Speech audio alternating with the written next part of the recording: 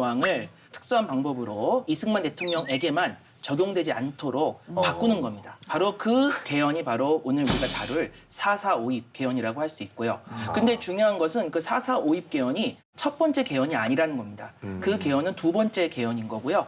첫 번째 개헌은 그거보다 2년 전 1952년도에 먼저 1차 개헌이 있었는데 사실은 그 1차 개헌도 목적은 똑같습니다. 이승만 대통령의 권력을 연장하기 위해서 헌법의 조항을 바꾸는 방식으로 개헌이 이루어진 거죠. 그래서 그때 이제 바뀐 것이 원래는 이제 대통령을 국회에서 뽑도록 돼 있었는데 그 제도를 국민들이 직접 대통령을 뽑을 수 있는 직선제로 바꾸게 된 겁니다. 네. 들으면서 소름이 돋는데요. 아니 어떻게 장기 집권을 위해서 그 법을 이렇게 막 바꾸고 그럴 수가 있죠. 저는 솔직히 좀 와닿지조차 않아요. 시합을 이길 수 없으니 네. 예, 룰을 바꾸는 거죠. 그렇죠. 나한테 유리하게 게임의 룰을 바꾸는 건데 근데 네네. 그 개헌이 심지어는 전쟁통에 이루어진단 말이죠. 1차 개헌이 이루어졌던 것이 1952년입니다. 1952년이면 아직 전쟁이 완전히 끝나지 않은, 휴전이 이루어지지 않은 시점이었고요.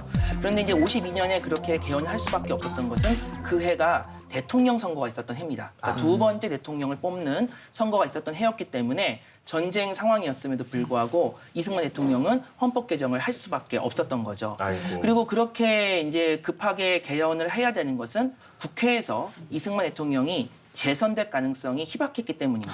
1950년에 2대 국회의원 선거를 했는데 그 국회의원 선거 결과 이승만 대통령을 좀 이렇게 열렬하게 지지하던 그런 그 세력들이 많이 떨어졌고요.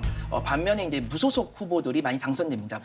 이때가 전쟁 상황이었는데 이 전쟁 때 이승만 대통령이 보여준 어떤 모습이 난국을 헤쳐나갈 수 있는 좀 책임 있고 능력 있는 모습을 보여주지 못했습니다. 특히 국회의원들의 실망이 컸고요.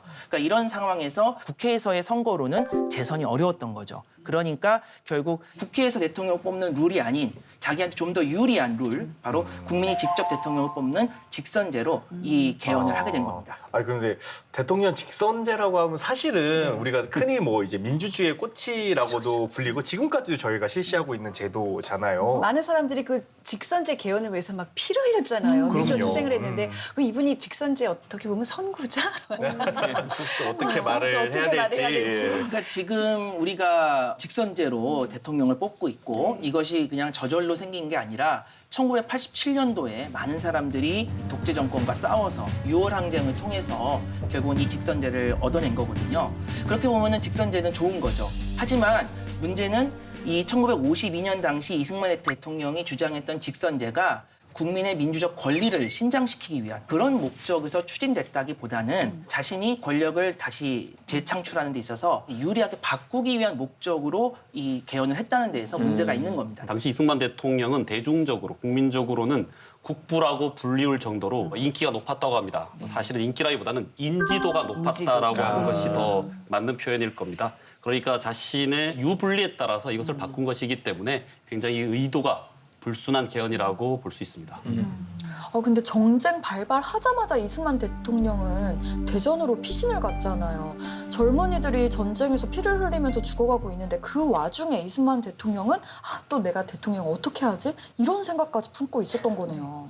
권력 그 재창출을 앞둔 1952년 이승만 대통령은 임시 수도였던 부산에서 네. 자신을 확실하게 지지해주고 또 이 권력을 다시 재창출할 수 있는 지지 세력을 이제 규합하는 건데 1951년 말에 한국 최초의 여당인 자유당이 창당이 됩니다. 원래 이승만 대통령은